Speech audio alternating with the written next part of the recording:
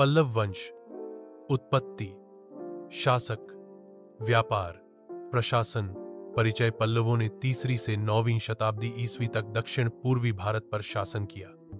उनका साम्राज्य आज के तमिलनाडु राज्य तक फैला हुआ था। उनकी उत्पत्ति रहस्य में डूबी हुई है। हालांकि इतिहासकारों का मानना है कि उनकी जड़ें तमिलनाडु के उत्तर में स्थित आंध्र प्रदेश राज्य से रही होंगी। पल्लव दक्षिण भारत के सबसे महान राजवंशों में से एक थे। उन्होंने दक्षिण भारत के राजनीतिक, सामाजिक और सांस्कृतिक इतिहास में महत्वपूर्ण भूमिका निभाई। इतिहास। प्रारंभिक पल्लव आंध्र में इक्ष्वाकु शासन के उत्तरार्ध में पल्लव शक्तिशाली हुए। पल्लव राजा सिंहवर्मा ने 300 ईस्वी में इक्ष्वाकु राजा रुद्रपुरुषदत्त को पराजित किया और तटीय आंध्र में पल्लव शासन की स्थापना की, जिसे उस समय कर्मराष्ट्र के नाम से जाना जाता था और जिसने दक्षिण भारत में एक राजनीतिक शक्ति के रूप में शुरुआत की। ऐसा माना जाता है कि सिंहवर्मा 280,335 इस राजवंश के संस्थापक थे और शिवस्कंद वर्मन, जिन्होंने संभवतः 4वीं शताब्दी के आरंभ में शासन किया था, प्रारंभिक पल्लवों में सबसे महान प्रतीत होते हैं। उनका राज्य कृष्णा से लेकर दक्षिण पेन्नार और बेल्लारी जिले तक फैला हुआ था। नंदीवर्मन प्रथम प्रारंभिक पल्लव राजाओं में अंतिम थे। उनके काल में पल्लव साम्राज्य पर कालभ्रों का आक्रमण हुआ। शाही पल्लव। सिंहविष्णु 575-590 इस वंश के प्रथम शासक थे।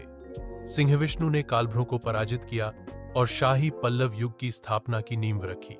महेंद्रवर्मन प्रथम 590-630 एक बहुमुखी प्रतिभा के धनी थे। इस काल में पल्लव चालुक्य संघर्ष का लंबा दौर शुरू हुआ। नरसिंहवर्मन प्रथम 130,668 पल्लवों में सबसे महान थे, जिन्होंने राजवंश की शक्ति और प्रतिष्ठा को अभूतपूर्व ऊंचाई तक पहुंचाया। उन्हें महामल्ल या मामल की उपाधि प्राप्त थी। उनके पिता द्वारा शुरू किया गया पल्लव चालुक्य संघर्ष उन्होंने सफलतापूर्वक जारी रखा।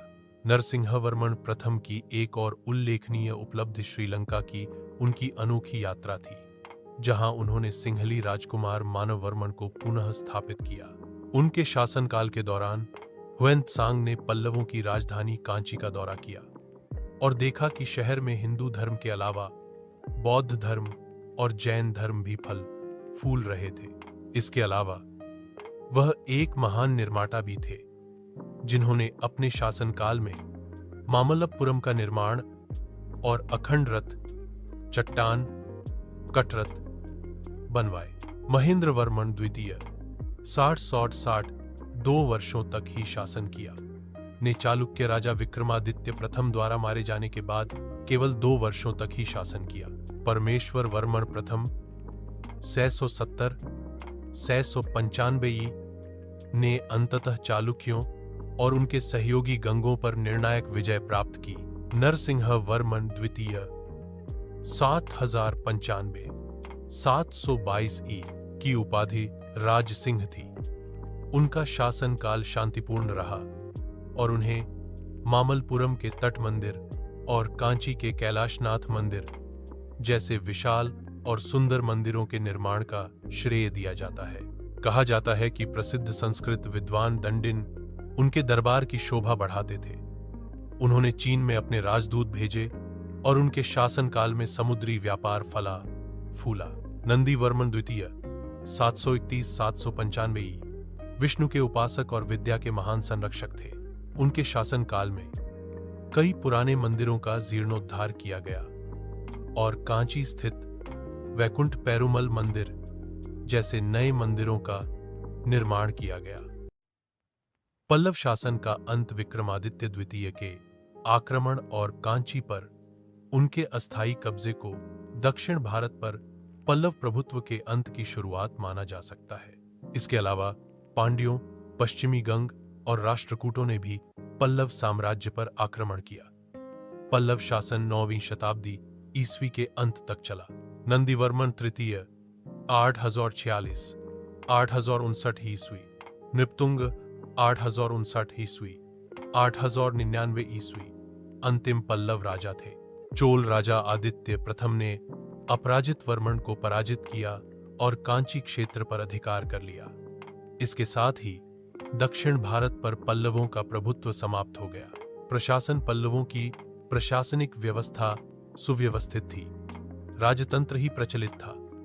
राजाओं द्वारा धारण की गई धर्म महाराजा की उपाधि दर्शाती है कि वे अपना शासन धर्म पूर्वक चलाते थे। राजा राज्य का मुखिया, सम्मान का स्रोत, न्यायाधीश और सशस्त्र बलों का नेता होता था। पल्लव राज्य कोट्टमों में विभाजित था। कोट्टम का प्रशासन राजा द्वारा नियुक्त अधिकारियों द्वारा किया जाता था। गांव प्रशासन की मूल इकाई है। इस काल में विभिन्न प्रकार के गांव मौजूद थे, जैसे कि अंतरजातीय आबादी वाले गांव, ब्रह्मदेव और देवदान। गांव का प्रशासन विभिन्न स्थानीय स्वायत्त सभाओं द्वारा चलाया जाता था। सभा, उरार इस काल की सबसे लोकप्रिय सभाएं थीं। प्रत्येक गांव में एक न्यायालय होता था, जिसे धर्मशासन कहा जाता था। प्रत्येक गांव में कुम्हार, बुनकर, बढ़ई, लोहार आदि जैसे पेशेवर सेवक उपलब्ध थे। ऐसा प्रतीत होता है कि पल्लव काल में गांव आत्मनिर्भर लघु गणराज्यों की तरह कार्य करते थे। किसी छोटे क्षेत्र का प्रशासन किसी सभा या स्थानीय स्वायत्त संस्था को सौंपना पल्लव राजव्यवस्था की एक अत्यंत महत्वपूर्ण विशेषता। भू राजस्व आय का प्रमुख स्रोत था। पल्लवों ने व्यवसायों, विवाहों, नमक, चीनी और वस्त्र निर्माण, पशुपालन आदि पर भी कर लगाया। हुवैन तांग के साक्ष्य से स्पष्ट है कि लोग बहुत मेहनती थे और मिट्टी बहुत उपजाऊ थी। कृषि कार्य करने वाले मजदूरों को वस्तु के रूप में भुगतान किया जाता था। धर्म पल्लव साम्राज्य में बौद्ध और जैन धर्म जैसे विधर्मी धर्म अभी भी बहुत सक्रिय थे, जो हुएन त्सांग के साक्ष्य से स्पष्ट है। प्रारंभ में जैन धर्म लोकप्रिय था। अधिकांश पल्लव राजा वैष्णव और शैव दोनों के अनुयायी थे। पल्लव राजाओं ने न केवल धर्म महाराजा की उपाधि धारण की, बल्कि अग्निष्टोम, वाजपेयी और अश्वमेध जैसे वैदिक यज्ञ भी किए, जो वैदिक यज्ञों के अनुरूप थे। परिणाम स्वरूप बौद्ध और जैन धर्म ने राजकीय संरक्षण और जन समर्थन खो दिया। इसने वैदिक धर्म के उदय का मार्ग प्रशस्त किया। वैदिक यज्ञों के अलावा ब्रह्मा, विष्णु और शिव की पूजा भी लोकप्रिय हुई। 7वीं शताब्दी से नयनार और आलवारों ने शैव और वैष्णव धर्म के विकास में योगदान दिया। इसे भक्ति आंदोलन के नाम से जाना जाता है। भक्ति पंथ दक्षिण भारतीयों के धार्मिक जीवन पर हावी होने लगा और आलवारों और नयनार ने इसके प्रचार में महत्वपूर्ण भूमिका निभाई। शंकराचार्य द्वारा शुरू किए गए एक आंदोलन ने वैदिक परंपरा को और मजबूत किया। इस आंदोलन का उद्देश्य वैदिक दर्शन को उसकी अस्पष्टताओं और विसंगतियों से मुक्त करना था, ताकि उसे बोधगम्य और स्वीकार्य बनाया जा सके। व्यापक जनमानस के लिए शंकराचार्य ने अद्वैत दर्शन का प्रचार करके प्रसिद्धि प्राप्त की। शिक्षा और साहित्य पल्लव विद्या के महान संरक्षक थे। कांची विश्वविद्यालय शिक्षा और बौद्धिकता का केंद्र बन गया। इसने भारत और विदेशों के विभिन्न हिस्सों से छात्रों को आकर्षित किया। कदंब वंश के संस्थापक मयूर सरमण ने कांची में वेदों का अध्ययन किया। इस काल में संस्कृत में कई रचनाएं रची गईं। भारवी का किरातार्जुनीयम, दंडी का दशकुमार चरित और महेंद्र वर्मन प्रथम का मत्तविलास प्रहसन इस काल की सर्वश्रेष्ठ संस्कृत रचनाएं थीं। पल्लवों के संरक्षण में तमिल साहित्य का भी विकास हुआ। कुराल के रचयिता तिरुवेल्लुवर इसी काल में रहे। पेरुंडवानार को नंदीवर्मन द्वितीय का संरक्षण प्राप्त था और उन्होंने महाभारत का तमिल में अनुवाद किया। नयनार द्वारा रचित थेवरम और अलवारों द्वारा रचित नालयारा दिव्य प्रबंधम इस काल के धार्मिक साहित्य का प्रतिनिधित्व करते हैं। तमिल भक्ति संतों ने करुणामय ईश्वर की अवधारणा को साकार करने के लिए संगीत और नृत्य का उपयोग किया। धार्मिक भजन संगीत और नृत्य के साथ गाए जाते थे। यह मंदिर के उत्सवों का एक नियमित हिस्सा बन गया। कला एवं स्थापत्य कला इस काल के धार्मिक पुनरुत्थान ने स्थापत्य कला को गति प्रदान की। भारतीय कला एवं स्थापत्य कला में पल्लवों का योगदान अप्रतिम है। वास्तव में दक्षिण में भारतीय स्थापत्य कला की द्रविड़ शैली का इतिहास पल्लवों के साथ ही शुरू हुआ। यह गुफा मंदिरों से शुरू होकर एकाश्म रथों तक एक क्रमिक विकास था और संरचनात्मक मंदिरों में परिणत हुआ। मामल्लपुरम में स्थित 5 रथ, जिन्हें लोकप्रिय रूप से पंच पांडव रथ, चट्टान कट रथ कहा जाता है, स्थापत्य कला की 5 विभिन्न शैलियों का प्रतीक है। कांची स्थित कैलाशनाथ मंदिर और मामल्लपुरम स्थित तट मंदिर पल्लवों के प्रारंभिक संरचनात्मक मंदिरों के